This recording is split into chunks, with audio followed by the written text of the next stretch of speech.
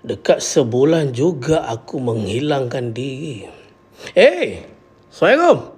Sihat tak? Rindu ke? Ada yang kata aku hilang sebab Liverpool kalah. Bukan macam tu.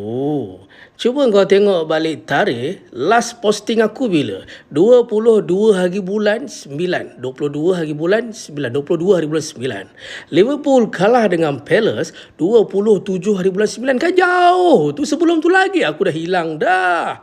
Video kemenangan dengan Everton dengan Southampton pun aku tak sempat nak buat. Lainlah kalau video lawan Everton aku buat, video lawan Southampton aku buat, tiba-tiba lawan Palace aku tak buat. Itu bolehlah kau nak cakap aku ni kalah je hilang.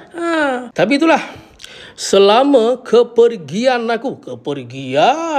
selama ketiadaan aku dekat Malaysia ni, macam-macam perkara buruk yang jadi dekat Liverpool ni. Liverpool kalah 3 kali berturut-turut.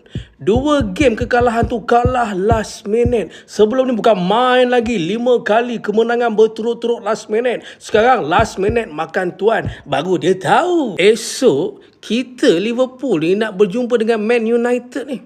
Liverpool yang sekarang tengah barai ni nak berjumpa dengan Liverpool yang tengah barai ni, yang tengah terumbang-ambing ni, nak berjumpa dengan Man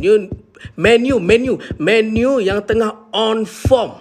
Kalau kalah dekat Anfield, malu. Hari tu kita kalah dengan Palace bukan dekat Anfield. Kita kalah dengan Galatasaray bukan dekat Anfield. Kita kalah dengan Chelsea bukan dekat Anfield. Tolong jangan kalah dekat Anfield. Tolonglah Liverpool. Draw pun okey apa aku rasa. Tapi itulah, kalau draw pun Man U rasa dia menang tu. Kan? Ibarat dia menang. Macam mana?